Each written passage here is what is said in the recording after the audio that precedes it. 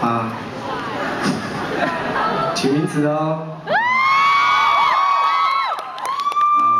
我知道现场也有部落的年轻人有来，有拉千玺的，有没有拉千玺的？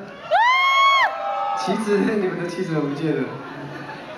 拉立伟呢？有，这拉杂动呢？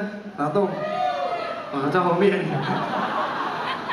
我们都有老人家都会帮我们取名字，就我们在成年的时候，我想一群人的认同啊，或许不用真的有一个名字的话，我觉得是最快，然后也会最容易记住这件事情。